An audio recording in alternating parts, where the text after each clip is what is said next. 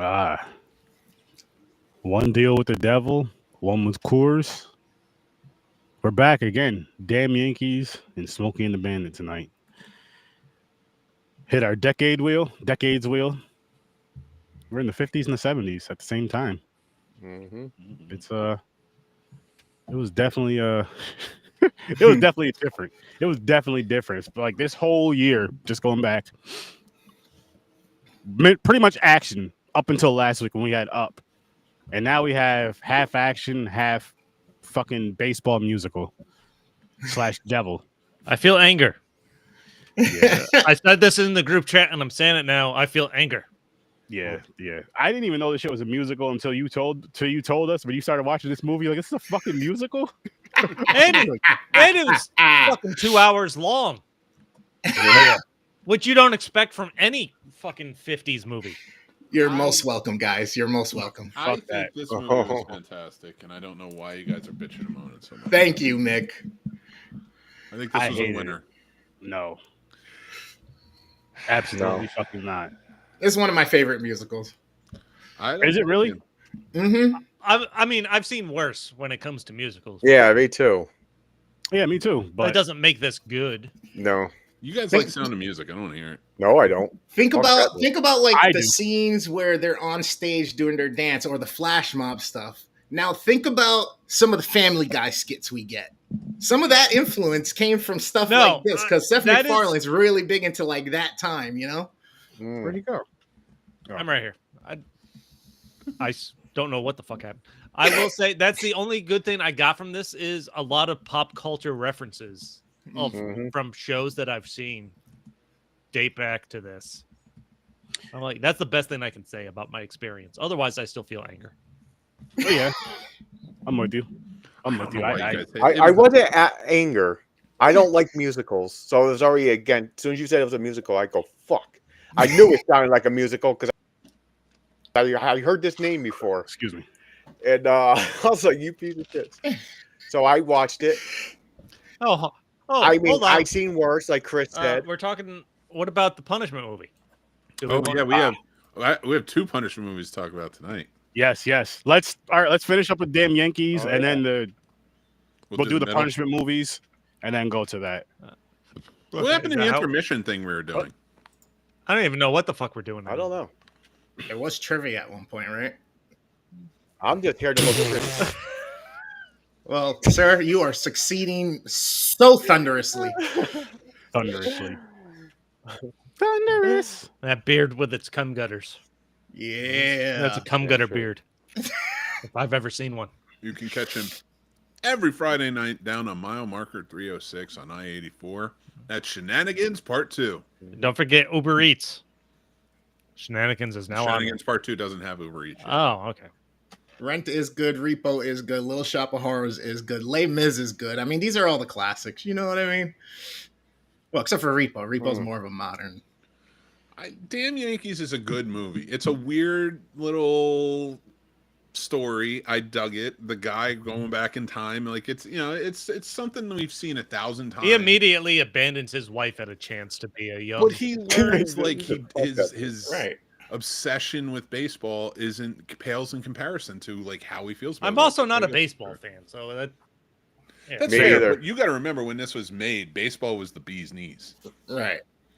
Yep. So it made sense, and the Yankees were the #1 team, the big team on campus. So, like for me, like if Bye Bye Birdie is a pinnacle or West Side Story is a pinnacle musical movie, right? Mm-hmm. This is a fun one. Yeah. This is a fun little musical.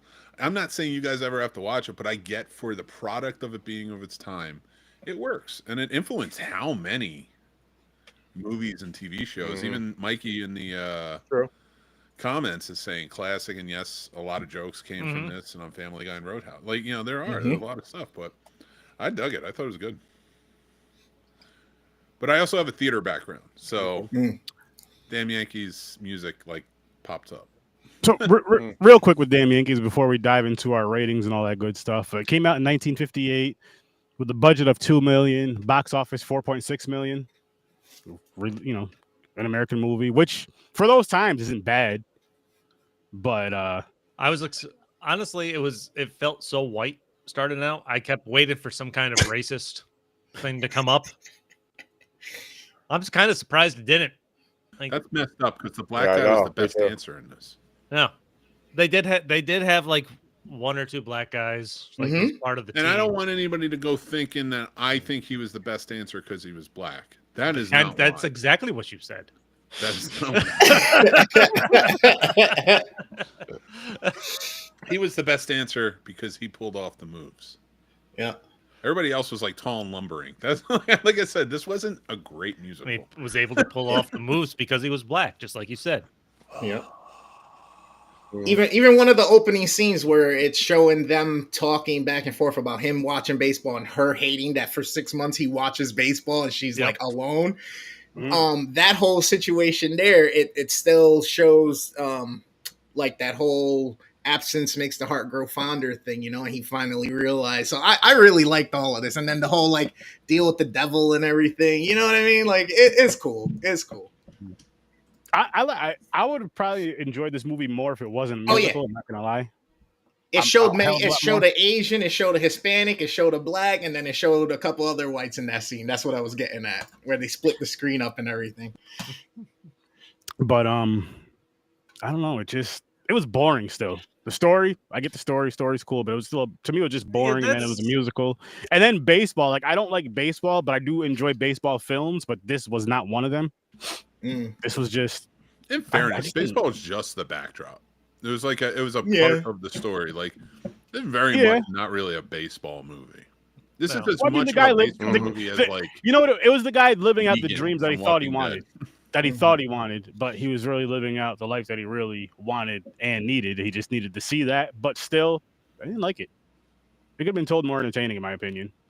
Fair. I understand why you guys do like it. I do understand why you two do like it, but again, I don't understand why it's called Damn Yankees.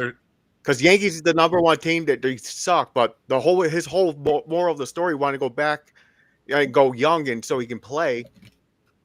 To get Washington the Senate to beat the Yankees. It wasn't nothing about Yankees. To beat the Yankees. Yeah, this is like Mickey Mantle, Yogi Berra era. This is when they were like, you know what I mean? It's like just like the Derek Jeter era. You know what I mean? This was that first one.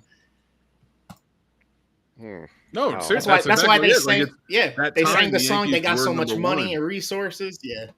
No, I get that. Sorry, but I'm saying they hardly mention it. They only mention the Yankees. They don't use the phrase "damn Yankees." You know, the devil said it. He was like, "As long as you don't let those damn Yankees win." Yeah. And I mean, if you're gonna do that though, I mean, you could pull that with damn near any movie in their titles. You know what I mean? Like, you know, if you really want to think about it like that, if you're just pulling it from the title. But yeah, they do mention it here a few times as far as the damn Yankees. I will say. I think it works also. You got to remember this was a Broadway show before it became a film. Broadway, New York, like putting something up that says damn Yankees. A lot of people are going to be like, what's this about? Like, you know. And you said you've seen the Broadway show too, Mick, right? I have not seen the Broadway show. I have seen the show.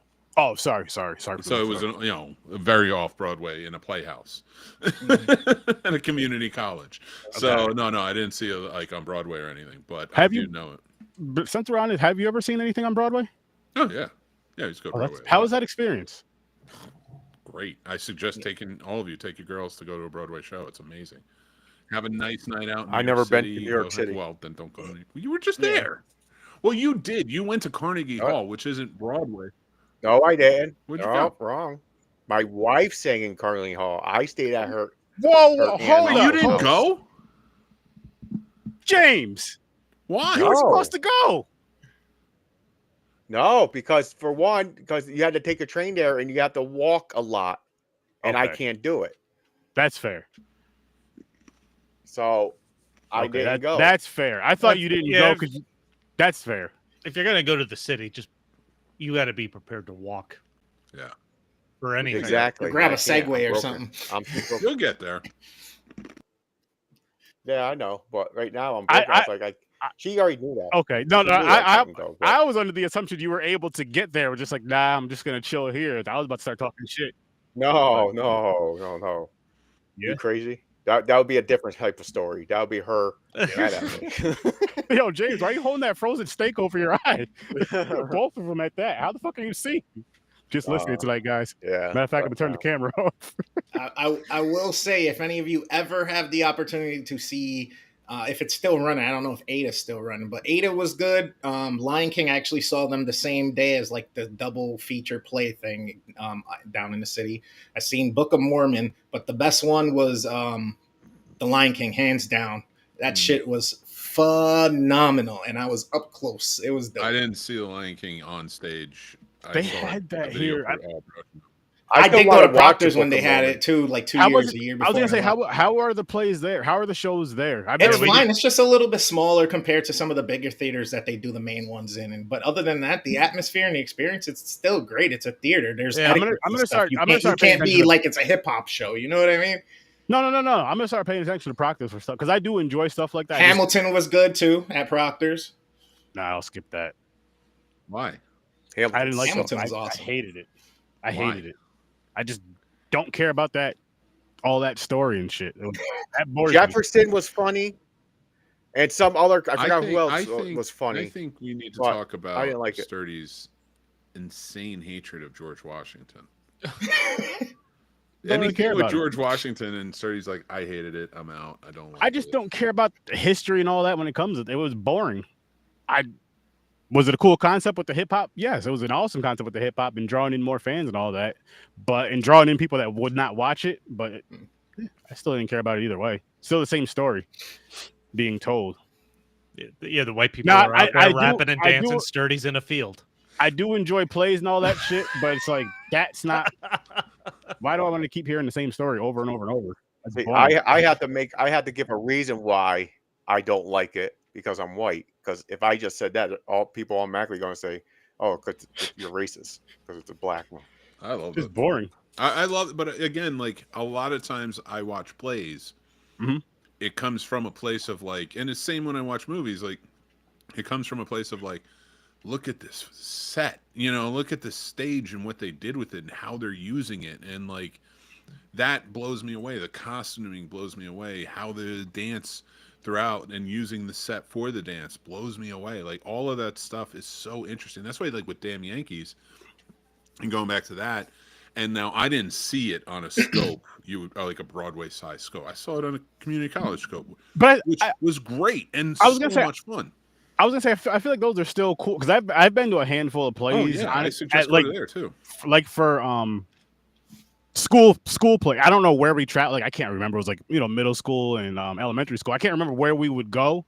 We may have been to Proctor's a few times, but I know we've like left upstate New York or just to go somewhere. I just don't remember where at the time. But I've always enjoyed them and enjoyed the stories with the plays. So I love that stuff. It's just I have to enjoy the story too and care about the story too. And when it comes to like history, I don't care about that. Like I'd rather be a made up story, if anything, you know what I mean? And just something that's just kind of because it takes you away more. For me, it takes you away more. It's more interesting than again hearing the same stuff over and over and over and over, especially with this terrible history of this country. Who wants to hear that shit over and over and over and over all the damn time? Mm. I mean, like, so with me, I agree with Mick. Okay, now let me get this. I'm going to be honest here. I know it's a good play. Okay, the story, a lot of newer movies took this story, making a deal with the devil and finding a loophole to get out of it. We've seen this many times, and this is like one of the founders of that concept, So that the story's fine. Baseball, I'm not a fan of. Musicals, I hate singing. They suck. I can't stand them. So that's where I was leaning for. So I'll go to rate it first, so we can get the ratings before we forget.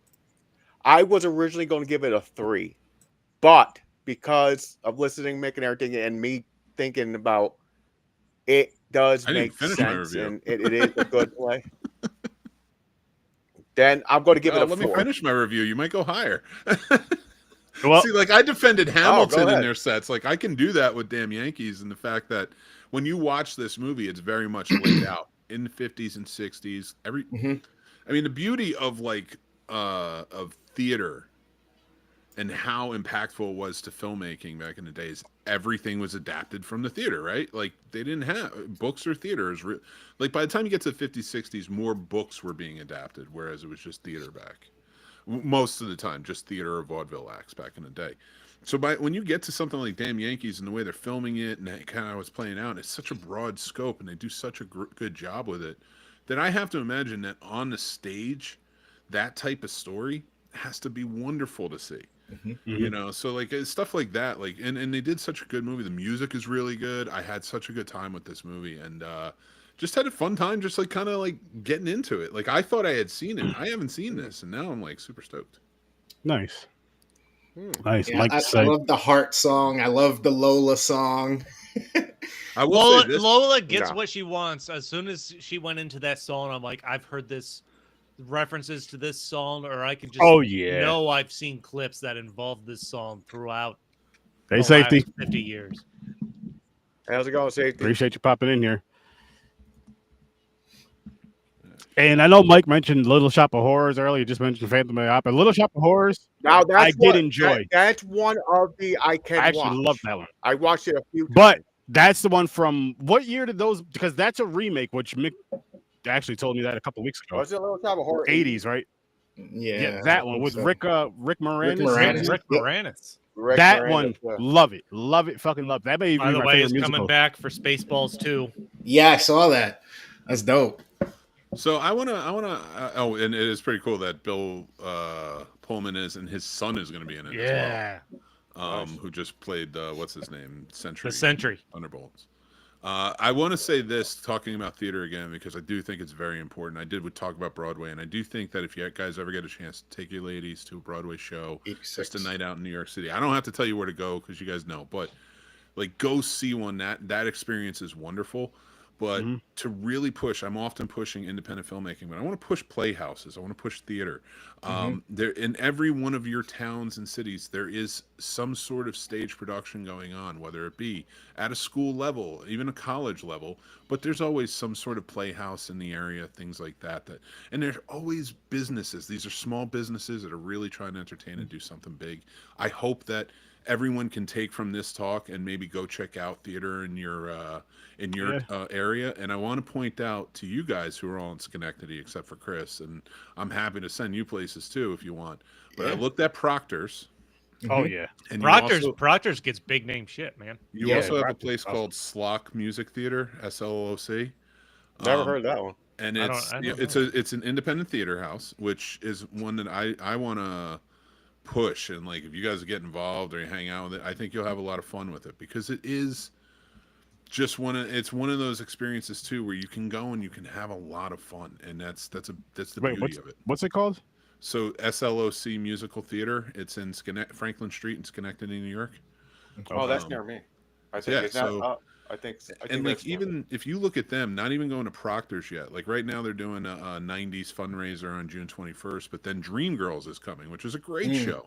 You know, stuff like that. And then they're going to have other shows coming as well. So you want to go check that out. And you never know what little things you want to go see. But I want to push Proctor's, which is a big one that shows bigger productions. Beauty and the Beast is playing right now until through July. Neil Diamond's A Beautiful Noise, a great story, and not one of his best, but in my opinion, but like it is a great play to go see. That's playing all the way through the rest of the year. Oh no, I'm sorry, in September.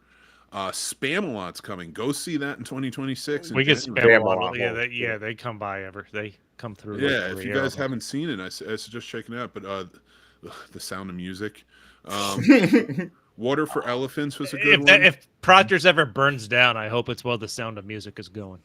Yeah. Wow. I mean, you guys are covered with great plays for the rest of the year. And like, I just say, anybody who listens or watches, go watch theater. It's important, and it's such a good theater's fire. But what's cool about Proctor's is I'm happy, which I wish I remember the con's name, but the first year they had the con there, I had to bring Horror Research 30 there. I had to do it. I didn't go since, but the first year I was like, it's in my fucking hometown. Where I was born and raised, not too far from there. So it's like I fucking had, and it felt so good. It felt so dope to go there to do that for the first one. But yeah. Now what's dope there too is So they have like they're the J Street. They did it last October. Now they're making it bigger. They're doing more like a Halloween horror theme starting. I think they're gonna do something either in October or January, or like a mix of both. But that J Street thing with a bunch of vendors and all that shit there. So I'm definitely gonna start going to that shit because that shit was just fun. And I don't even want to go there to like promote myself. Just go there and support all the other local horror fans and just let them know about the show. But bring it up in conversation. I don't want to have a table. I don't want to do. I just want to go there and fucking just have a good time. Because sometimes it just feels good just to do that. Yeah. Nice. That's awesome, man. That's a great now, thing. will I have my logo on? Fuck yeah. Yeah, of course. You should reach out to them and like invite them on, like invite guests on your show to talk about that. I should. That's a great Yeah, a man. lot of fun. Dude, talk some more and talk about that. Film Schenectady, film Albany. Get some of those people on horror with Sir Sturdy. Or Popcorn and Pints too. Or we can bring them on this. I mean, we're all here. Three of us are here. Chris is from up here, or he's lived up here before, so he knows. Schenectady gets shit's filming in Schenectady all the time. Mm-hmm. I know, and I still have the connect HBO's around here all the fucking time. They're looking for people right now for Army movie in Troy. Nice. No, they're looking for people for the Army. No, they're looking for actors, like extras and shit. Yeah, they tell you actors, and then next thing no. you know you're at the front line. No, this Schenectady, Albany, Troy, the film industry is kind of booming. And then I still have to connect with the dude Prince that we had on Prince a couple years ago. Yep. With his independent movie, and he's working on something else. So I hate to tell you, Sturdy, but he died. No, he didn't. Yes, he did. At the same time, Tom Petty did. Who? What? Who? Who are you talking about? Prince. Not the artist formerly known as Prince. He hasn't been the artist formerly known since 1999. I don't want to hear it. not Purple Man Prince. Talk about the Prince up in upstate New York. Prince and just be like, yeah, we all know. No, the rest of the world watching knows Prince. You know Prince from Schenectady. Well, what I said was Prince, who we had on the podcast before. I said I still have that connect, and he's working on something else right now. Yeah, and I didn't know that it wasn't the real Prince. But we have, listen, if we had the real Prince on the podcast, the real Prince, man, we'd be out of this fucking world. I'll be playing a guitar right now, naked somewhere. Don't act like you guys wouldn't be too. Dirty walks out, and he's just part of the revolution now. Loses his shirt and gains like leopard print, like skin tight pants. Yeah. Oh no, butt ass naked playing the guitar. Assless chaps. Nah, naked. Just playing love songs all day. Oh, I love it. How do we go from place? I don't know, but damn Yankees. Oh yeah, let's get back to that. Oh yeah, we're on our ratings. I gave this a 2.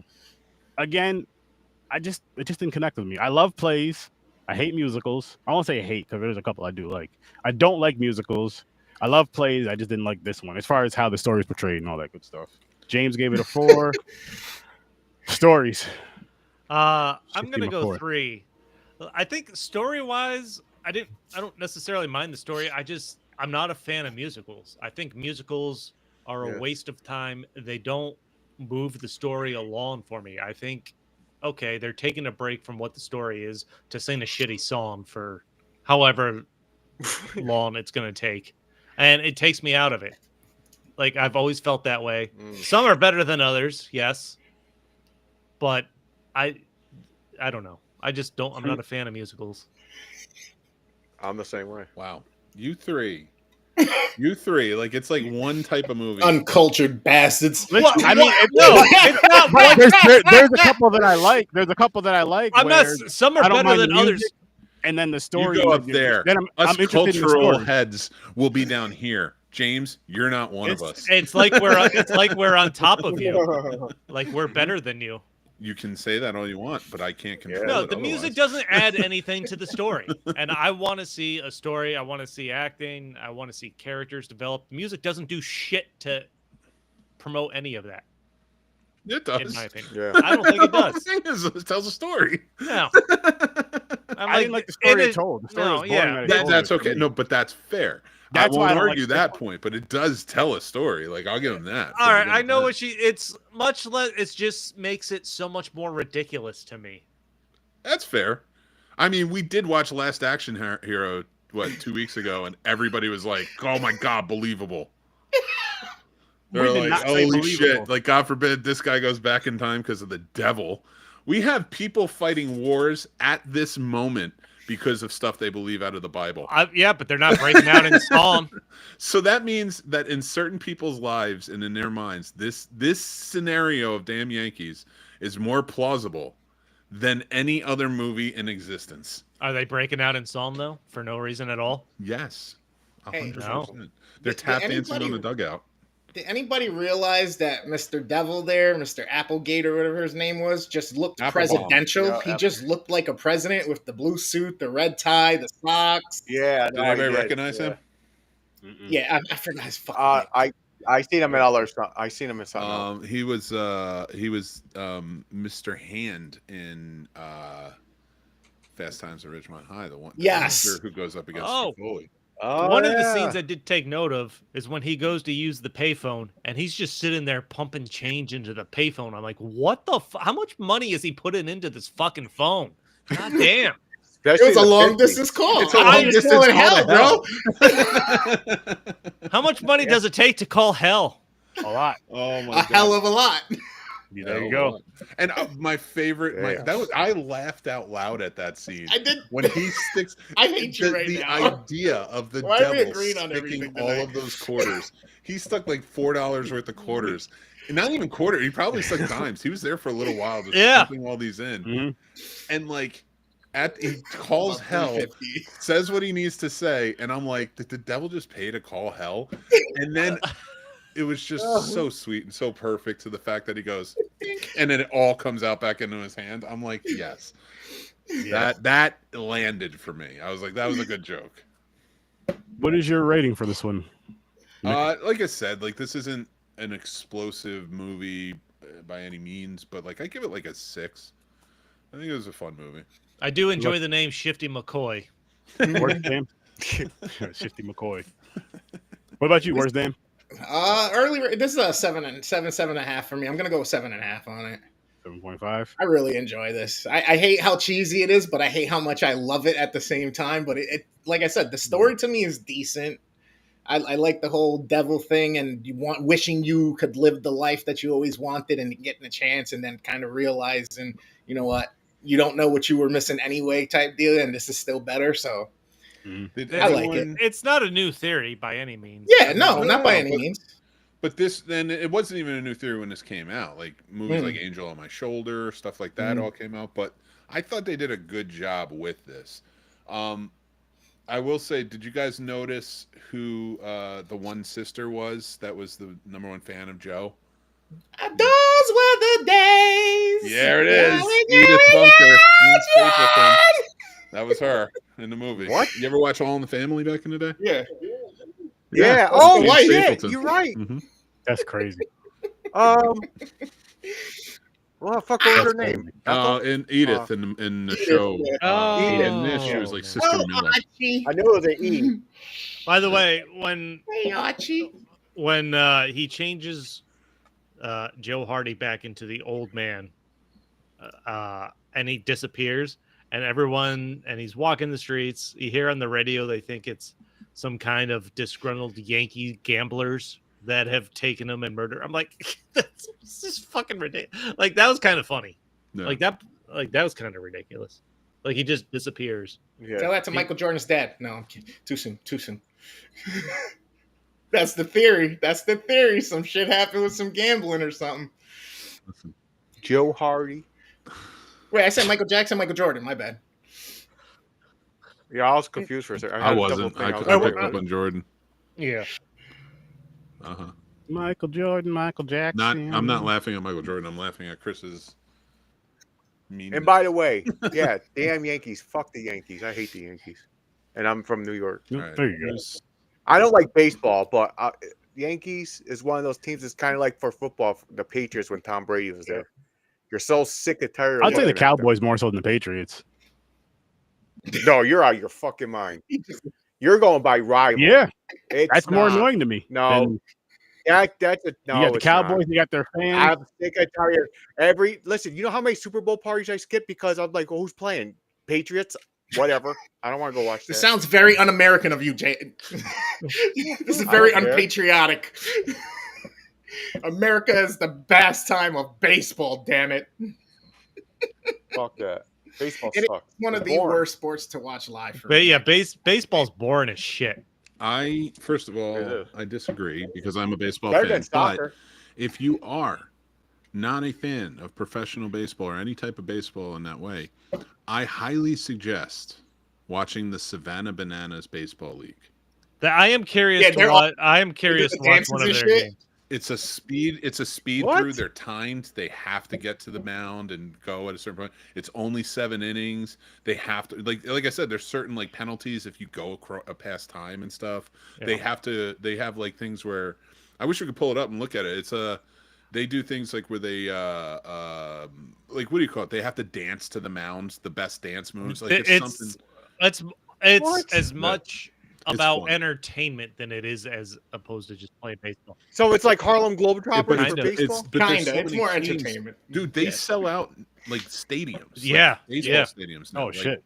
it's so Really? much fun. Like that, all the elements are there. They get the crowd into it. The crowd has to stand have to up and look it up. dance and like be a part of it. They, You start. It's almost like adding like an element of like WWE to it, where each one of these players becomes a character, and they have That's their interesting. walkouts and stuff Okay. like that. I was, in fact, I was just scrolling through Instagram before the show and came across a clip of them. One guy dressed up. It starts with him out sitting in the crowd, and they start singing "Bowling for Soup's" 1985, and he's dressed like the fucking 80s cock rocker, coming down the steps with the microphone, working the crowd. Like it's awesome. That's something I would actually want to go see. That sounds interesting. That sounds interesting. Like I said, if you don't like traditional baseball, that's one I think you'd really enjoy. Okay, I'll check it out. Yeah, it's very interesting, actually. Fuck those Yankees. But I am with James on fuck the Yankees. anything else about damn Yankees before we move on to Glad our, it's over. Nope. I say people watch it. I say give it a chance. Don't listen to the three curmudgeons. Well, I'm never gonna tell you not to watch a No, film. I will because you may say enjoy it, there's- but I didn't like it. The only reason I can think to recommend watching it is if you're curious about certain pop culture references you've seen over the years. There's a number of things that come from this. Yeah. I mean, you could be a fan of musicals. You may enjoy it. You might just want to just shit. Yeah, but you'll like there are things I watched in this movie that they said or they sung, and I'm like, and I was literally sitting there watching it, and I'm like, wow, I've never seen this before. I thought I had seen it. I could see in the play and stuff like that, but like movie wise, my brain usually sticks to stuff, what I've seen, and I'm like, wow, I've never actually seen the thing. Now, mind you, I saw the play 22, 23 years ago. It's not like and I haven't seen the movie, so it's not like I remember every song off the top of my head. But I did, because as soon as they started singing, I started singing again. Because where I saw the play was at the community college. So the community college I worked at had a huge theater, an amphitheater where people can go, and we did big shows there. And then we had like this black box theater, which we did smaller shows in. I was working in the black box theater while they were doing that show. I didn't always work on musical theater. I worked a lot more on the dramatic side. And yeah, honestly, like I just think working in that theater, listening to the rehearsals of all those songs, not being a part of it, but just being there and everybody, I think it just stuck, because when they started singing, I started singing too. And I'm like, and that's happened to me before with movies that are Broadway shows. I'll remember the songs and such, but yeah, that's so it was fun. It was nice. I like that. That is the one moment of realization I had in this, when she starts saying whatever Lola wants, Lola gets. She goes into that song. I'm like, how do I know this song? They used it for marketing with things back in the 90s. Like this has been used in probably so many things. Like I knew this song and I've never seen this movie. Yeah. Yeah. Yeah. Pop culture. Pop up video in culture. Poppy up. Poppy uppy. Oh, we're doing roast now? Are we doing a roast? I don't know what we're doing now. Or the punishments, or what? Yeah. Yeah, the Are we punishment. talking Why real don't we life? talk about, because I only had one, Like, we had Tree of Life, so let's talk about that first, so we're all involved, and then I'll like I purposely didn't take that notes movie. because I want to forget that I ever watched this. It was at least visually stunning. That's it. But Music it was made good, too. no. Listen, I got lost. The dinosaurs started popping up. I'm like, am I watching Discovery Channel? What the fuck is going on? I got lost for. I got sick of this minute. shit quick. I was complaining within like the Oh first my 3 fucking God. minutes of the movie. I think I was in the group chat like, yo, there's Like, fucking 3 fucking minutes in. Nobody nothing's talks going on. higher than a whisper. It's almost just all over, dubbed over in a whisper. When there are It made me fucking hate people, Brad Pitt. It I was was like, there's 20 minutes where it's just music and fucking space. I'm like, this is the worst moment of my life. And you know what? I gotta say this, Brad Pitt, fuck you. Fuck you for making this fucking movie. You should have I turned this can't wait to fucking lane watch down. F1. Fuck you. No, this is somebody that's so willing to do anything to get an award. They would have taken the award up the ass if they meant they could get it in public. Has he I'll been to say- Diddy parties?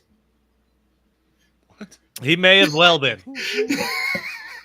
Like, this is just, so whoever put this movie together just wanted an award, and they thought this was an artsy way to do it. That is the feeling I had, because this is garbage. The story was boring. It's about a boy being a father's a They dick. don't even tell you how Then the son fucking dies. Yeah, I was about to say that. I'm pissed. It made me so Like, fucking bad. I'm like, how did he die? Like, you eventually learn that one of their 3 sons dies, and he's 19. My best guess is it's like the 50s or 60s or whatever fucking decade it is. I'm like, maybe I assume it must have been in war. They give you no fucking clue. They don't even show him Nothing. older than like an 8-year-old. No flashback. I'm like, I don't give a shit about these kids when they were 8. He dies at 19. I can't wait. I want to see this whole family die. That's Damn, bro. I'm already hate Sean Penn too. Like, I've just grown to hate Sean Penn over the years. It's hard Wait, to when did argue you hate- that. The trio of fucking life. Just Like, okay, you had a bad dad. You had the same bad dad everybody had in the 50s when everybody just walled themselves up and didn't believe in feelings and emotions. Like, okay. Facts. One of my viewers said somehow Palatine came back. Oh, and the kid just had a funeral. Oh, so they seen it too, so they understand our pain. They completely ignore the Yeah. third kid. They only show Sean Penn as an adult, the only one that survives out of this family for some reason. Like, later in a more recent time. Like, he's on the phone. Like, he leaves a phone message for his dad. Technically.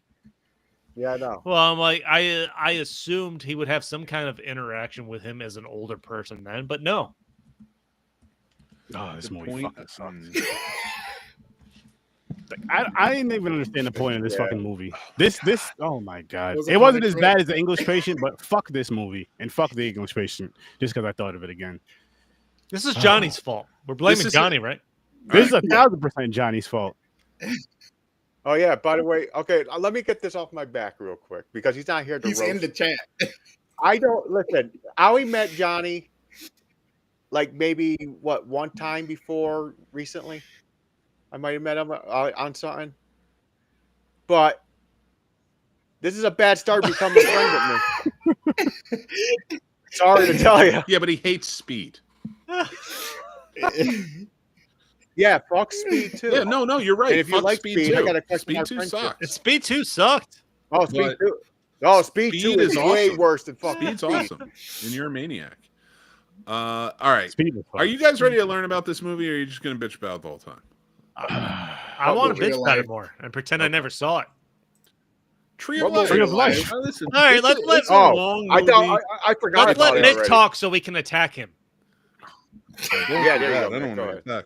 Stand up I for gotta the pull up my movie. notes. All right. So Oh, Chris has probably liked it too. Hold on, wait. We gotta get real quick.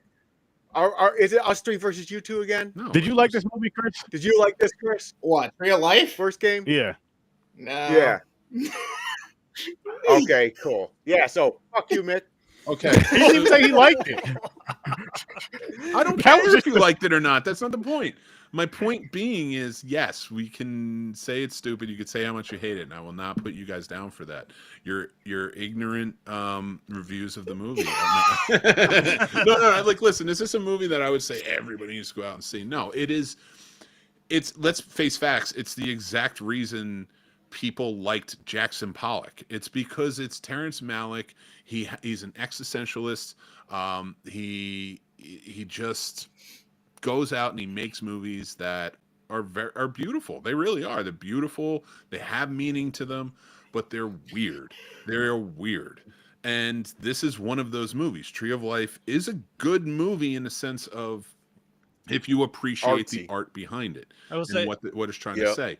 Now, is it a good mainstream movie? By no means. It's not barely a movie. Like, but the themes in the movie, the themes of grief and loss, which are prevalent, the themes of a Christian base and the Christianity that follows us, and like sort of how he's showing you how through years of trauma of growing up, especially, you know, generational trauma, that's a cycle, right?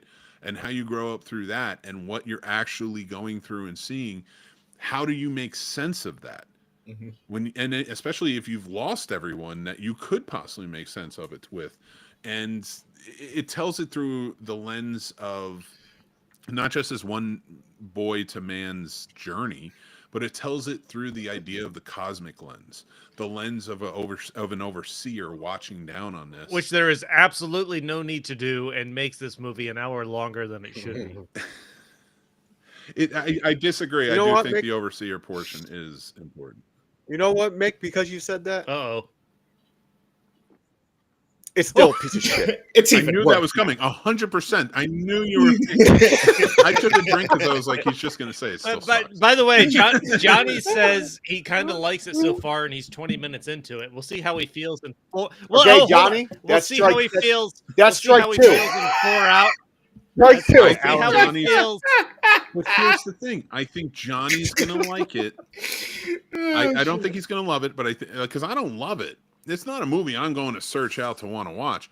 But because I had to watch it and I did, and I've seen it before, I appreciate the filmmaking that goes into it. I also am a fan of Terrence Malick, who does these types of movies. You know, he's always been that type, and he's always been that sort of absurd in a way. But, and also, I do want to point out for anybody watching, I do understand that Jackson Pollock was a fucking psyop, okay? I was just saying it's the reason that goes into it. It's the reason that people tell you that what this represents, the impressionism, the influence. This movie is showing you through the influence in that impressionism what this trauma has done to this man in this man's life and his journey, and how that coexists. What about the trauma entire it's doing cosmic. to me sitting through this garbage? Yeah. Johnny says he's 20 minutes in. We'll see how he feels in 4 hours when it's finally over. See, and you know what I mean? Like you could say all that with the story, but why not just put that into a better movie and then have a way better movie than Because it's this, every than movie. this, it's like this could have been in one of those like musical flip books where you just flip through the pictures and see all the shit that they had going through it. This and movie boom. made me hate every character in this movie. Because this is the type of movie made by the type of filmmakers that were behind this, even the actors and such. And I got to give them a lot of credit on this. This is the type of movie where when you watch it, you may say, I don't like this, but this isn't the same as all the other bullshit that's coming out. So this isn't just regurgitated shit. These are auteurs. You may not like this movie, but I'm sure you've seen things from Terrence Malick that you do like. And, you know, he is that type of person, like a Chris Nolan, like we've talked about an up-and-comer and Ryan Coogler doing the same things that stand out. You may not like Tree of Life, but you've seen it and you can see why it stands out compared to other But movies. I feel like he did it just to do it. And I disagree. I think he was the working through stuff. cinematography, I'm not going to lie, looks great. Sure. Oh yeah, it's beautiful. I got fucking sick and tired of listening to opera music and seeing space shots for 20 minutes before there was even a fucking word of dialogue Well, that had anything to do with the story.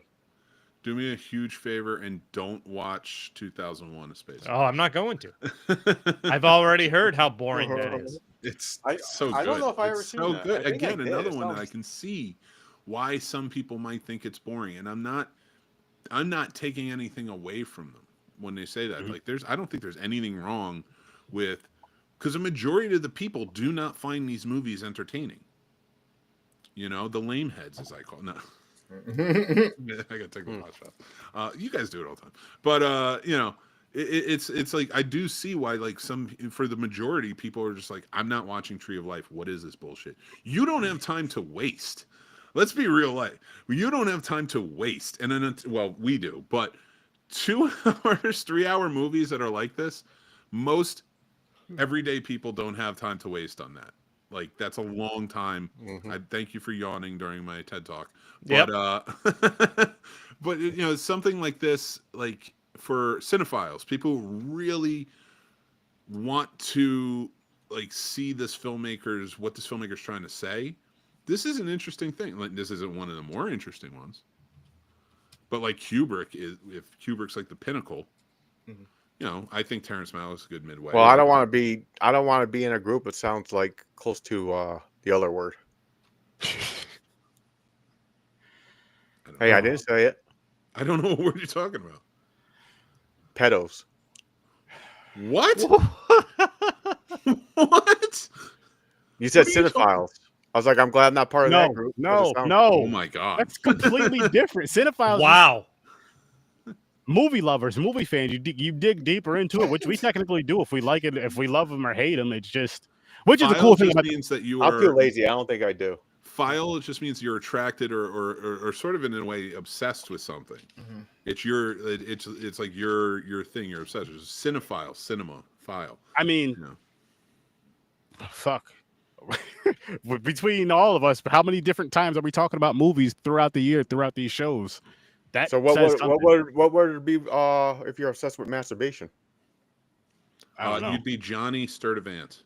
There you go. There you go. Good name. From Ohio, not from North Carolina. Next time you got to show up to defend yourself. We have to make that clear. I love Johnny. Not the legend Johnny Sturdivant. He's new to the group, but he's fun. Yeah, we do blame you for this, Johnny. I'm gonna need some reparations for having to watch this bullshit. This is first off. This one. You're already on strike too. This was your black primary. Yeah. Like, if you wanted to explore, we're only talking because of business. If you wanted to explore this family dynamic, there's a story there. There's some bits and pieces, but the way they did this, despite the cinematography, was fucking garbage. It just takes you out of it. It took me out of it. It took me out of it. I don't know. All the doesn't hit the dinosaurs. 90% of the dialogue is a fucking whisper over in the background of what's going on. I'm like, you're not watching these characters. Yeah, that's have conversations with each other. They're like, I'm like, they're talking quieter than they were in the fucking Quiet Place, and they had to be quiet for survival. What kind of bullshit is this? What kind of fucking bullshit is this? And Frank made more noise hiding from the Nazis than these people did, than the dialogue in this movie. Yeah. Holy shit. That shit is wild. Oh my gosh. I'm just waiting. I'm waiting to talk about my movie. I hate you. Oh my gosh. Helen Keller. Helen Keller makes more noise than any character in this movie. Well, I mean, if we're talking about Helen Keller from that film that we all know and love, she should. She's a hero. Yeah, if we're talking about the pilot, yeah, she knows. Helen Keller learned how to talk, right? I wasn't there. James is president of the fan club. He knows. So now, she would make noise. Like, yeah, but she didn't hear it. All right. We need to move on. Yeah, Smokey and the Bandit. Smokey and the Bandit. No, we're not yet. Now, I gotta announce this because this is some fucking bullshit. Yep. Okay. Mick got a punishment movie from Chris. Yeah, right. Oh yeah. I need to be a bitch more often. Get some great movies under my belt. Nah, fuck. First of all, stop listening to the narrative that he makes up. I didn't do it as a gift. I was trying to hurt him. Listen, if you were trying to hurt him, you would have made him watch Never-Ending Fucking Story. It had a 0 on Rotten Tomatoes. He told you clearly. He said, listen, if you pick a movie from the 80s and it's a thriller, I'm probably going to like it. And that's exactly what you went with. You went right to it, too. The thriller that had a 0. I was trying to prove him wrong. You went to 8 Million Ways to Die, and I'm like, I don't know if I've heard of that. Like, because I've heard the other ones. Oh my god, it's so. Look at it. That's Jeff Bridges. Yo, it looks like a cover to an erotic book. Wow, I want to bait him. Look at that. It is. Oh, first of all, let's take this downtown. Let's get real. All right. They talked about Tree of Life. We had some fun with it. We talked about Damn Yankees. We had some fun with it. We got the Smokey and the Bandit. Don't worry. But let's talk about 8 Million Ways to Die.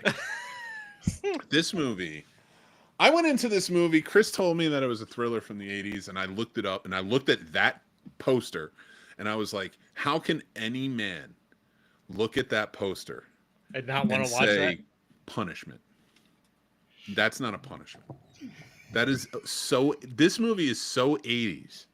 It's more 80s than the actual 80s. I really want to watch this. It's me too. I would love it if everybody watched this. And I have a request. What? I think at least with this group here, we should do kind of a commentary thing with this movie. I'm down. It's so good.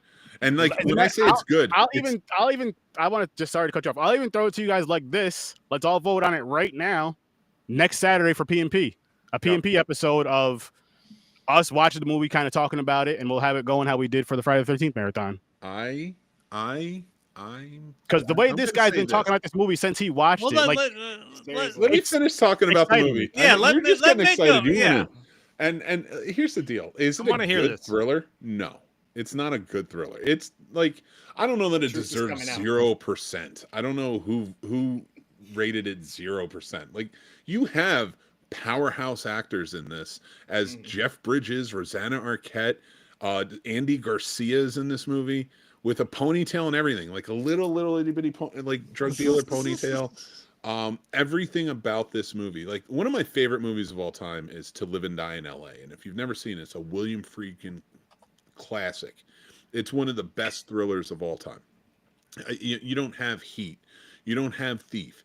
You don't have all these. Well, actually, you do have Thief. It came out after, but William Friedkin was definitely a huge, influence on like people like Michael Mann and stuff like that. So it was huge. This movie was not written by any of them. It was written by Oliver Stone. So it was going to get bonkers from the beginning. Yeah. Everything in this movie does not make sense for a thriller. There is a point where the main character and the main villain are just yelling at each other. And that's the final fight, to a point. Trust me, it gets there. There's a lot of gunplay in this, but like they're just yelling at each other. And then a black pimp with a heart of gold comes in who's helping the cop to save one of his prostitutes who was kidnapped. And he starts yelling at everybody else.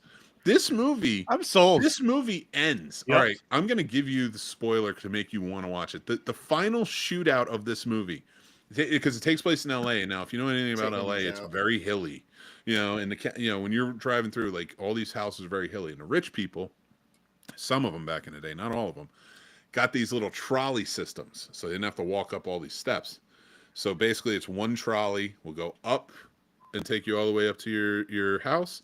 And the other trolley on the other side will come down. So you always have one on either side. They have this in this movie. This is not something new. I've seen this living out in LA and stuff like that. I know it exists. I've seen the house that this one was filmed at. I've seen this trolley because when I saw it, I was like, oh my God, I've seen that. And that's where the final showdown happens. And it is glorious in every step of the way.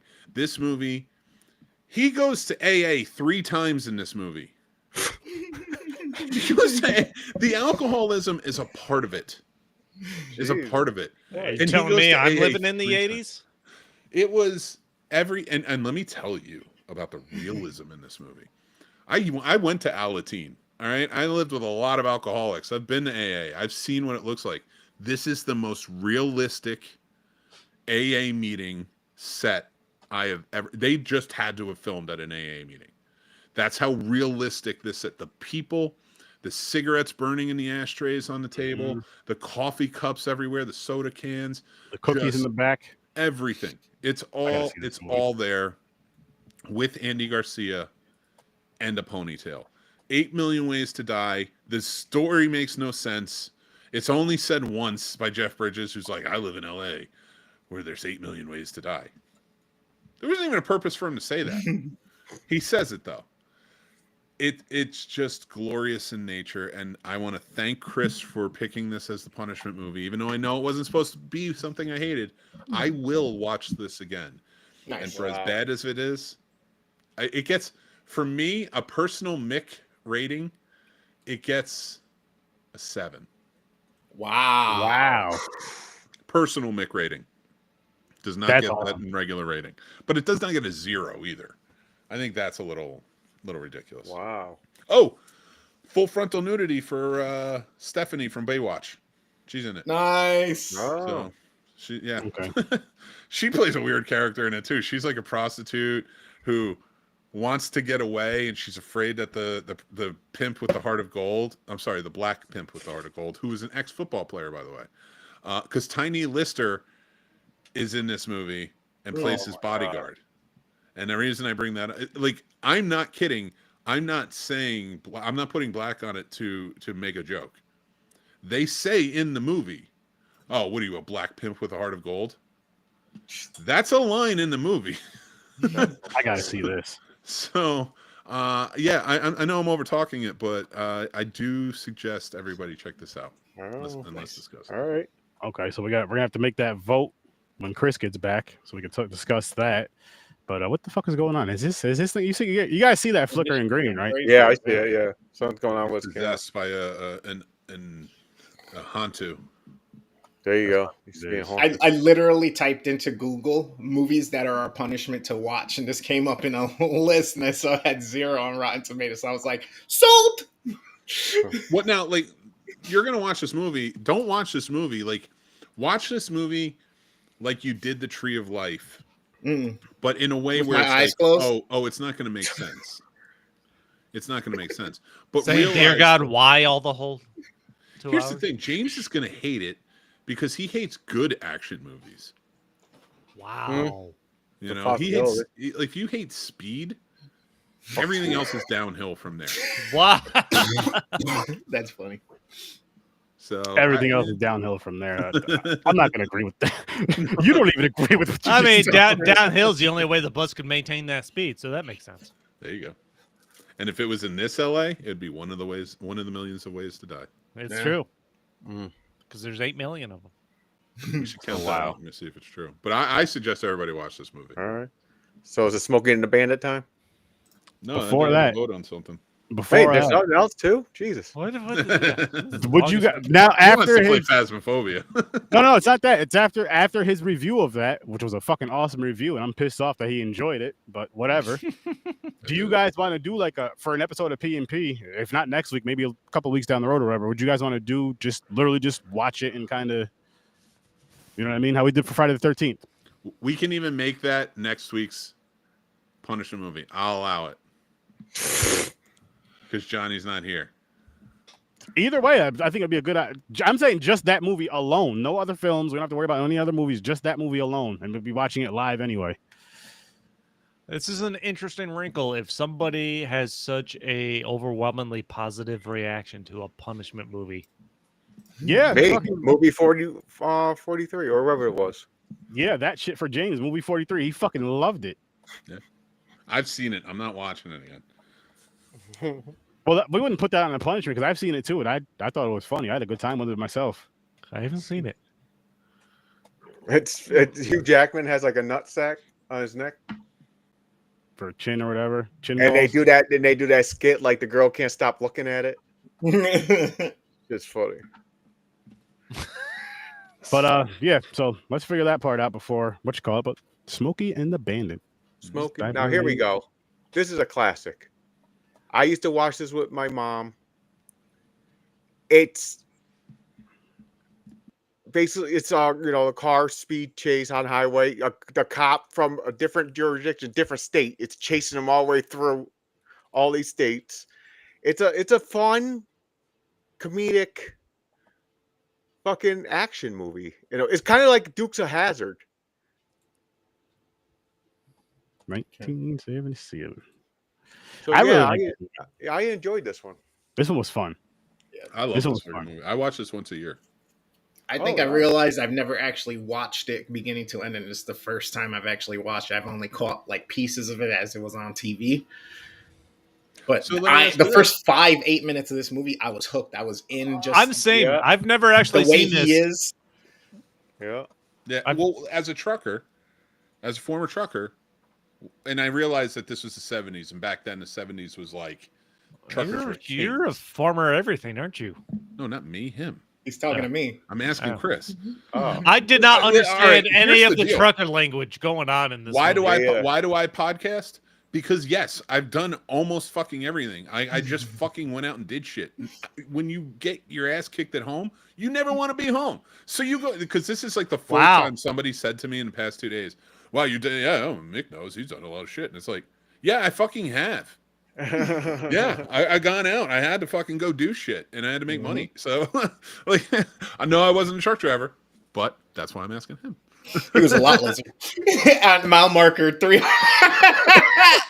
Listen, He was just watching taking over care one of of the- truck drivers is an important thing. It He is. was watching over one of the glory holes along. Oh, the so road. that's how And you I will two tell met. you straight up, you can get as angry as you want about this. I did work with truckers, and I'm not going to tell you how. You gonna tell us how you guys work together, Chris? No, he was a lizard in the fucking truck stop. Ohio County Road State No, but- Highway Mile Oregon, marker. Baker What was City, it? My Oregon, bad. you bastard. What was your Someone question keeps for him those- though? someone For keeps Chris those for the trucker, glory because you holes were in. asking about this like last week too, or you were thinking about it. You know, being a trucker, what'd you think? What did you think about the trucking element of this? It's exactly pretty much the way it is. You stop off random places, talk to a few people if you become familiar with them. The if old you have choke a and route. puke. Yeah, eventually you get used to people. And sometimes you run into people literally as you're driving down the highway and just, you know what I mean, type shit. There's an etiquette, there's a code. It's a whole subculture. It's fucking dope. I'm not gonna lie. It was one of the most fun jobs I've ever had. Another trucking fun movie is Convoy. Yeah, Convoy is is Smokey and the Bandit without the comedy. Yeah.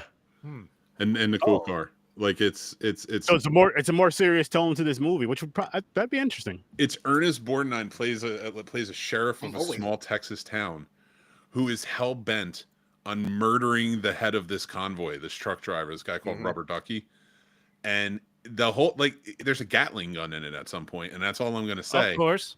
But the thing is, like, it's the truckers start getting angry at like the and they kind of do their own little strike thing, and they get this whole huge convoy together, and like it shows a lot of like what the 70s was at the time. It's really fun and wild, and I would suggest watching it. Yeah, I agree with James. Like that's a fun one too. I think you guys might like that more than this, but this is a better movie. This was a fun, solid hour and a half for sure. What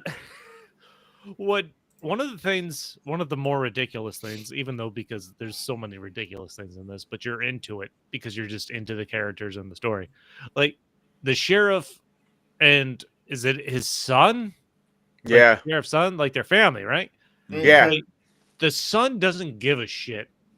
Or any indication that he gives a shit that this chick left him basically at the altar. The sheriff himself is who is upset that she ran out on the wedding. Like there's no like he never gives a sign other than the fact that he's dressed in the tux. Does he care or that he can understand emotion because of how dumb they make the character? And the sheriff hates Smokey. Yeah. What? It's not even that. I mean, not Smokey. I mean, Bandit. Are they even? Smokey. Is he going through the effort that he is to chase down Bandit if the girl that just left his son at the altar isn't with him? Yeah, good point. I don't know. So, that guy played Tarzan in like the 60s movies. Oh wow. So he was just like always this hulking dude. It was like The 60s sheriff? movies. The sheriff's son. the son. The sheriff, Buford T. Justice, played by Jackie Gleason, who was Honeymooner. Oh, fucking Jackie Gleason. Okay. Yeah. God damn. Just a comedic genius. Yeah. And in this movie, delivers his lines perfectly. When Yep. he's talking to that black sheriff and the sheriff's like, this isn't germane to the situation. He's like, the Germans ain't got nothing to do with it. Yep. Or like he runs into my favorite line in this movie is when he runs in and he's like, get me a Diablo sandwich and a Dr. Pepper and make it snappy because I'm in a goddamn hurry. He delivers every line perfectly. It adds the right amount of levity. Speaking of his lines, my favorite made me really laugh is when he was talking to the son, where he goes, I can't believe you came from my loins. The first thing I do when I get home is punch your mother. Oh, that was great. That was the best line in the movie. That is Yeah, I was like, holy shit. I wrote that down. That shit was funny as fuck. It was so good. It really was just like this whole movie from beginning to end. Oh, and Jerry Reed, who plays the truck driver, Snowman. Yeah. And he also sung the song. It was one of his biggest hits, Eastbound and Down. Oh. And you might remember him. He's been in tons of things, but one thing I think all of you would remember him from, he was the rival college football team's coach on The Waterboy. Yep. Oh, shit. That was his last movie. That's why I want to mention it. Oh. James, I wrote it down as the quote. As soon as I get home, the first thing I'm gonna do is punch your mama in the mouth. Yeah. But you gotta remember how he delivers those lines. Yeah, I know. That's what I know, like, but snide. Like, first thing I'm gonna do when I get home is punch your mama right in the mouth. And it's like He used to do that for the this was a honeymoon. Jewish New York kid. You know, like he leaned into this sheriff. yeah, he did. This racist, mean ass sheriff the entire time. Who could give a shit when it comes time to have jurisdiction. Anyway. Yeah, he didn't give two shit. He He probably even know thinks what he's that the meant. best sheriff in the world. Everybody knows him like he's a celebrity. Here's the He's best like, part. you know He who was I am? He was like an East Texas sheriff. Mm-hmm. They Fuck, never dude. went to East Texas. Texas. No, that's where they picked up the Coors. No, they went to Texarkana. They were actually in Arkansas when they picked it up. I thought he said Texarkana, Texas. I could swear he didn't go to. Oh, maybe. I mean, I know that he didn't go to. Well, no, they weren't in Texarkana. They talked about Texarkana, but I could have swore he went to Arkansas. Huh. But whatever. I don't Where did he pick her up that, at on the side of the road? He gets her on the side of the road outside of wherever they picked up the beer. Yep. They were on their way back in a different state. So that's true. They weren't even in Texas when they met this guy. So he had been chasing her the entire time and then decided that he hates Bandit. Yep. And of course, there is the moment where they stop everything so Bandit can bang the chick. Oh, of course. Oh, my Burt God. Reynolds? Yeah, He called her Frog. Yeah, Yeah, frog. Frog. That frog is her handle. Hey, Sally Field, You man. ever take off your hat? Only for one thing. She only starts for one thinking, All right, why did Dude, you I take think- that "Wanna off? take it off?" Oh, God damn. I think one of my favorite stories behind this is like Burt Reynolds to the day he died swore Sally Field was the love of his life because they had like a affair go on during this and stuff. I love her. Yeah, Yeah. and he went on and like towards the end of his life, he was doing an interview and he was talking about Sally Field and he had this deep love and connection that they just couldn't make work because of timing and everything else, and went on this whole tear. And then I don't know if he had passed away by the time they asked her, and she was like, "Burt was in love with Burt." That was her answer to his emotional statement Wow. of love. And like, I get it. You know, this was the 70s, 77. So like, you know, whatever. Like to her, it's like, this is like 50 years ago. I'm not doing this. Bro, when she came back and she was Aunt May and Andrew Garfield, Spider-Man, I was like, man, if I was his friend, she would be in danger. Still, and she was on I watched speed 80 out for and everything. Brady. I watched 80 for Brady, and all 4 of those women are in danger if they would ever allow me to like be with them. Damn. Like all 4 of them, I don't care. By the way, I was looking for the golden women. girl. That's why whenever like you hear Estelle was his like this favorite. dude starts talking about pedophiles and shit, like ain't never been in the younger, baby. Give me the older.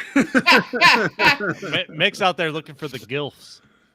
Hey, listen, I watched a lot of Golden Girls growing up. Me too. I like experience. So I like the snowman Brent the dog everywhere. the dog is the best. The dog is awesome. They're running out of time. They're behind on time. The dog wants to go swimming. He has to He's in pull the- him out of the pond. He's in the fucking pond getting his dog. The dog is what leads to the fight in the bar where he gets punched in the face. I was and just gonna say, Can we talk about that? Like, what was the whole point of that whole situation occurring and everything? Because even as it was happening, there was no, other than him just running over their bikes, there was really nothing else about it. I think they made it seem like this is nothing new to him. Yeah, like I always get like, a fight in a bar, and guess what? I ran he over tells the bikes. guy when he gives him the burger, it's okay, man. I could see maybe making it so he didn't get back out on the road quick enough. Yeah. Yeah, or have Bert show up because he was behind him and happen to pull up and then see the shit happen. You know what I mean? Mm-hmm. Yeah, you're right. It didn't really. I don't think it needed to be in there, but I think it also gave Jerry Reed a little bit more in this movie. Okay. So, like, and again, not saying that it was put, and I'm not saying that needs to be in there. I don't think you should add anything just to add anything, but he was like a recording artist and star, but he had been in a few movies, so like. And he did the main theme song, so like it became pretty like big that he was in it. So I could see why they would maybe add like an extra little for him. But yeah, other than that, you're right. It doesn't really serve a purpose. By the way, I kept waiting for the moment where Burt Reynolds would realize that the girl was running away from the wedding was the sheriff's son. That never happens. Like this movie ends. I think he put 2 and 2 together. He just doesn't care. Like, after he talked to the sheriff and such, I just don't think he cared. But, like, she never says that it happened. He never formally acknowledges it. Like, the only other follow-up is when, at the end where she yells, "I'm sorry." She yelled sorry to him or something. And I think that's why. Because when they're at the gas station and he's talking to Justice, Buford T. Justice, and he's like, "Hey, why are you after me anyway?" like, he's just that type of guy where it's like, I'll go with the flow, do what I got to do. Like, my job is to run interference, so you ain't getting me. But he buys his sandwich. I like that he buys his sandwich and everything. Yep. Be an ass. Then the same thing at the end where he was like, "Oh, I'm down there, sure." He was like, "You know what? I can't lie to you. I can't lie to you. We're going to Boston for. We're going to Boston. Come and get me, bitch." Basically, that's what he's saying. He's like, "Come on." It makes it exciting for him. Yep. Oh, by the way, really quick, would you guys have taken the double or nothing? Hold on, one real quick. Oh, the double or nothing. I would not. Well, if I was a professional like that, yeah.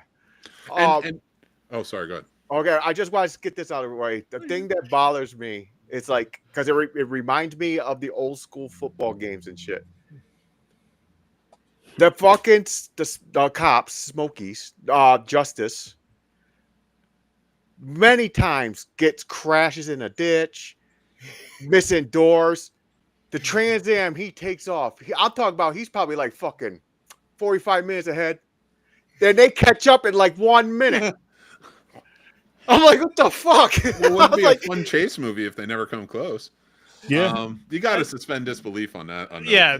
When it comes to chasing the cars chasing each other, it just makes me laugh every time. I'm like, oh my god, they're fucking making it where that piece of shit car caught up to him that quick after doors get ripped off in the roof. There's no sense of timing in this actual car chase. No, there's not. As they keep appearing in the same 1 mile. Now, if they made it where Bandit was way ahead, he don't see him nowhere. He pulls over and she's like, "What are you doing?" He's like, "Oh, I'm gonna wait before he catches up." Just to entertain itself more. Well, think about it. He did like a few times. They stopped to do things. So like it's gonna happen. And I think that was like the hubris of what's his name. Like, stop and have sex for a little while. Like you have a job to do, man. I know you're behind. And he was doing it. But it's not like she's going anywhere. She wants to be around you. So like I feel like it's gonna happen. But wanted it then and there.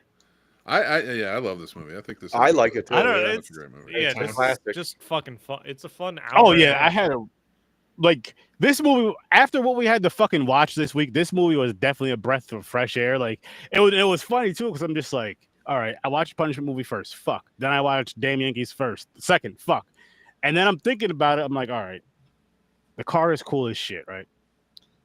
Am I going to be disappointed to where it's just like I only like the car in this movie? I'm like, I hope not. Let me just tune in and go in. And I'm just like, you know what? This is exactly what the fuck I needed. This movie was a great fucking time. This is one of those films where I say, stop what you're doing and fucking watch it if you can. Especially if you're a car guy, if you like these old 70s, sorry, 77, the 70s action films, that stuff, you get all that from that. You get the car chase, you get all the silliness from it, and then the comedic thing from it. And it makes me think of a lot of fucking cartoons that copied from this, where you got the, the chop of the car chopped off, the car barely moving, smoking, but somehow, like you were saying, James, it's still catching up and stuff. And it's one of those fun things for this, for me, and for the way this film was, because it was like a comedy action film. It was a serious one. You have a little more complaints here and there, maybe. But you have to expand disbelief in this type of film. And I had oh my goodness, it was just fun and funny. It was just fun and funny, and shit. It was this is one of those films you just throw it on, have a good time. Don't give a shit about the story at all. You're not supposed to. You're not supposed to pay attention to this type of story. You're supposed to just enjoy the ridiculousness, enjoy the action, enjoy the fun. And this is definitely one of those cars, Mick, that we had this conversation of. I'm getting in this fucking car. But like, think about this too. The car was not important. Like the car became famous from the movie and was in the sequels and such. But think about it. He's just like, I need some money for a car, and that's what he got. And he abandoned it at the end. Something faster. Yeah, he's just like, he abandons it at the end. He didn't care. But I mean, but like you said, it did come back. So this car did pull something to where it kind of, you know what I mean, to the importance of the story maybe later on down the road. Or maybe the movie itself, like we attribute, like you say Smokey and the Bandit, you think of the car. Mm-hmm. Yes. And like it's just so funny that a little tidbit of this movie is that the car wasn't like a main, like, you watch Dukes of Hazzard, the car needs to be there. Yeah. You watch this and it's like, now it needs to be there because of pop culture, but if you're watching this in theaters in 77, you don't give a shit about that car. I mean, you do. But I will say this: I feel like they had to use a muscle car for this to work. Oh, yeah. And then as far as like, and I agree with you as far as like maybe it wasn't as important, but it's something that kind of grabs you back to where it's like, yo, ever see Smokey and the Bandit? And people mention the car, but they don't really remember the story. It's like, yo, I got to check that out. And now you watch it, you're like, yo, this is a fun fucking movie. This is a fun fucking movie. So you should check out the sequels and check out Convoy. I'm gonna. The stunt team drove the fuck out of these cars on this movie. They did a fucking awesome job with all of these sequences. Well, I wanna to Convoy again. Yeah, watch Convoy. It's a lot of fun. But if you really like this movie and the way Sturdy's talking about it, you should look up Hal Needham. He was the director of this movie, and he directed a lot of movies. He started out as a stuntman who stepped in and he got into directing, and he a lot of these big like action-y movies can be attributed to his movies that started this off, And the reason I say check out Hal Needham, because all of his tone is very much like this. It's very car-oriented. He owned a NASCAR team back in the day. Like, he was very much a big car guy, and especially stunt guy. So, like, he did Cannonball Run, Cannonball Run 2, Stroker Ace, awesome. Hooper, Smokey and the Bandit. I don't know if he did Smokey and the Bandit 2, but I know he did Smokey and the Bandit. So like those types of movies, like Cannonball Run and Cannonball Run 2, we could do on this show as a double feature, because those are two like this. They're a little more zany in its comedy because it's a star-studded spectacle. I mean, you have Dean Martin, Sammy Davis Jr., Burt Reynolds, Dom DeLuise, like, and that's 4 people out of like 70 that are in those movies. And it's about car race across America. And it's an interesting one, and it's fun. And the reason I bring that up is because these were the movies of the 70s and 80s that were really hitting, especially with the cars. And Hal Needham was important to that.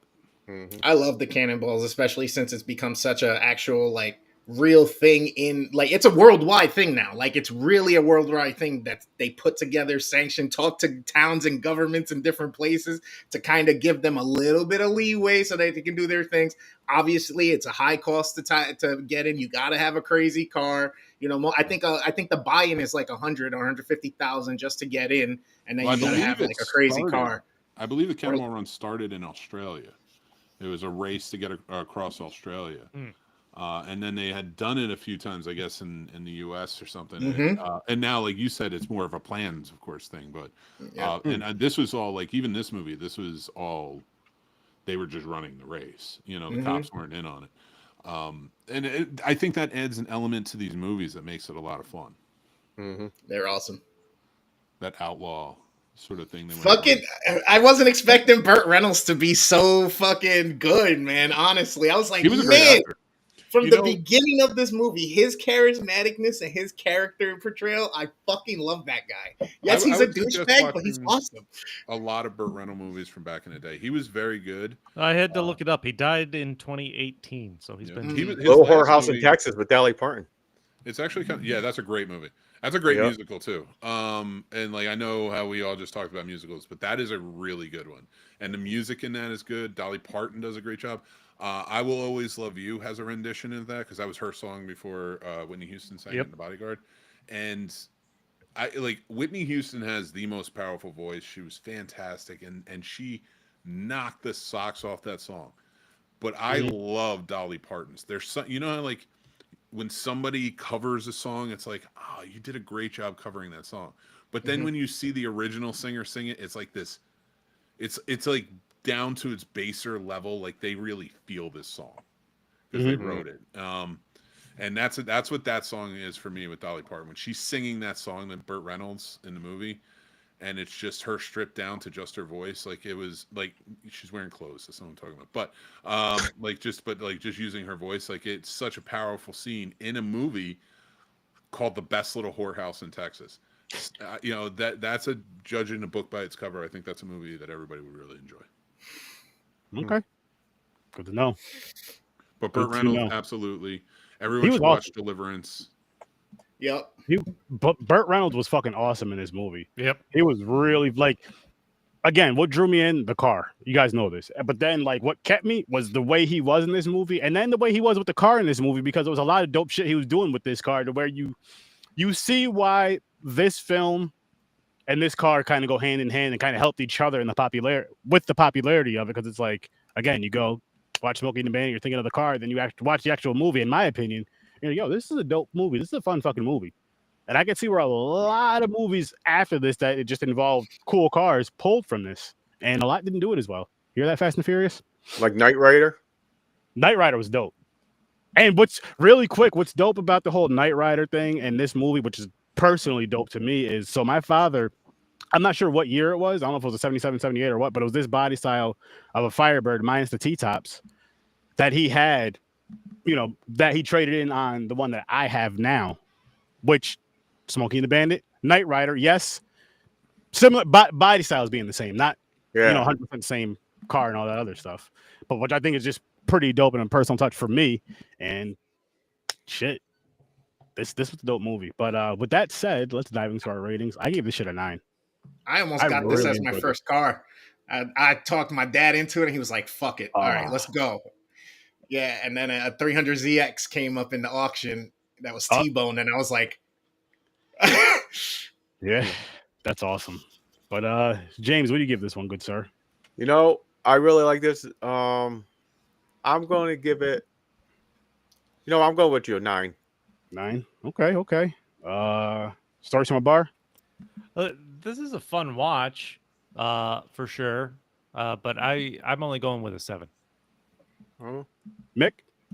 9. Worst damn? 9. Oh, sorry. Yeah, this was just a good. You know what this is? This is what, minus the story, but as far as the entertainment and the fun that I got from this from what people were hearing about the film and hyping it up, this is what I wanted the original Roadhouse to be. The feeling I got from that, and that movie, fuck that movie. I hate that shit. That was garbage. But as far as like what you're hearing and then the culture you're hearing from it, with pop culture and references from you're hearing from that, and you go and watch that garbage, fuck that. But this right here is worth the fucking watch. 100%. Yeah. 100%.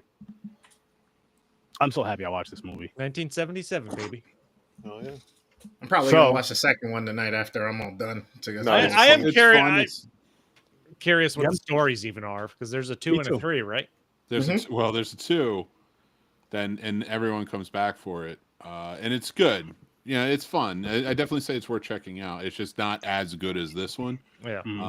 That's why I was saying, like, maybe watch some other Hal Needham if you really want that, like, on the level of good. But the second one is fun. It's a fun one to watch, and the car comes back. The third one, they're not even in it. Only Buford T. Justice is in it. What? No, just the first 2 was just the second one, and just because again I want to see where the story goes in part 2. But really quick, are we spinning the wheel or are we gonna do that one off for next week? What you guys want to do? I lost track. Me too. I don't care. We're watching Tree of Life, and then we're gonna. No. Don't put that nonsense in the air. Not Tree of Life. Oh, the 8 million ways to die. Yeah. No. We have to spin the wheel for the. Well, I say the 8 million was because he's not here. We should be punished, and why not use that movie? 8 million ways to die next week. But are we doing that by itself, or are we going to spin the wheel for 2 movies? I think we should do it by itself. Well, I was Sturdy was saying to do a watch in Discord as we're like watching it and reacting. As we're watching it and discussing it and telling people what we're seeing. Not even going deep into how we did it for just like an episode, but we're just commentary, having some good. Yeah, having some fun with 8. These two have been yawning the whole time. I'm exhausted. That's they need to work on that old. You need to take an hour. Your start drinking time. Push it back by an hour. You'll be awake. 2 hours. 2 hours. But all right, 100% be asleep right now if it wasn't for you assholes. Listen, I just got called an asshole by a guy in a unicorn shirt. Deadpool. Who's riding that unicorn? Deadpool is on there. I'm just saying, Deadpool can't be seen. It's not my fault. He's darker. Look at Aaron. Hey, listen, I'm seeing though. Over here, seen and beautiful. Hey, you got a light. Such a great Pride Month shirt. It's Deadpool. Don't forget the rainbow. Yeah. Damn right. He got tired of the compliments on his Pride Month shirt, so he's so Deadpool into it. This is the closest thing I have to a Pride Month shirt, which feels appropriate. Yeah, it works. There you go. You just wear it the way that you like it. That's all. It is. Yeah. It's still June, right, you motherfuckers? Wait, it's Pride Month? Seriously? Mm-hmm. Yeah. It's also Men's Mental Health Awareness Month. Why? What? Oh, I'm much more fucked up there. Yeah. Especially over Tree of Life. God damn it. I don't know. Something's wrong. Like, why isn't this Freedom Month or something? Why isn't Pride Month? We got Juneteenth right in the middle of it. Fairness, Pride Month came first. Well, I mean, slaves had to be. Yeah, but why? Out of the holiday. There's a whole history to why June is Pride Month.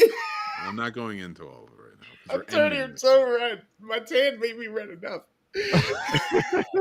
Chris, you need to learn to be kinder to the homosexual community and its fellow alphabet brethren. Wow. And theyhood. Google, the alphabet company? I listen. I try to keep up and I try to be respectful. I don't know every identification. I don't either. Nobody does. But I agree. Except for Chris, who wears a unicorn shirt. Well, yeah. Deadpool. There's no Deadpool in that shirt. Fucking asshole. Right there. Next week is going to be a good time with this. Oh boy. Good time. We're gonna have some fun. Mick's gonna watch it again. I'm gonna watch it again. He's excited to. I don't know why, but why does that look like that could also work as the cover art for fucking that Grand Theft Auto? No, the movie it looks like a Grand Theft Auto cover. Ryan Gosling, the stunt movie. The Fall Guy. Oh. Yeah, that looks like that could be the cover for the Fall Guy right now. I think there needs to be a remake, and that needs to be Ryan Gosling. I think so too. I agree with you. Oh, I want a remake of this movie with Ryan Gosling. So bad.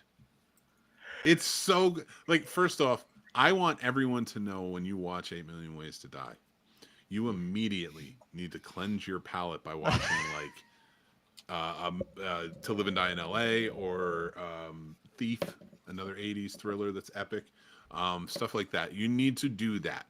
Because if you don't do that, 8 Million Ways to Die is going to stay with you forever. I am concerned Mick is pumping this movie up too much. Okay. Mm-hmm. Yeah, I think this is a psyop. I think this is reverse psychology. I would be more concerned. No, I wasn't willing to watch it again. No. I know him too well. And the way that he'll just bring this movie up in conversation is not something that he hates. Okay. Trust me on that. The way this man brings this movie up in conversation is not something that he hates, because he wouldn't bring it up all the damn time. Wouldn't I? All right. No, not in this way. I know how you are. I know how you are when it's a movie that you fucking hate. It was so bad he wants his nemesis for real comment to watch it on the air. No, because your excitement for this, trust me, I wasn't. I've learned you over the years. He's I've learned learned you. you over the years. I guess we'll see if you like this or Tree of Life better. He has learned you. I don't think that's going to be a question. It's going to be. Do they hard say to more not than drop fucking Tree of 6 Life. words in the first 30 minutes of the movie? Oh, they say a lot of words in this. Is it all whispers over what's actually happening and not characters actually interacting with others? Most And of honestly, it is just unwarranted anger. And That's what yelling. That's how I felt watching Tree of Life. the only whisper thing that we accept is, wait till you see, man. That Tree of Life bullshit, fuck that. Dude, you know what the I don't want to say the best part. The You know what entire the craziest dialogue, part is the entire dialogue of Tree of Life sounded like James when he has his hood on.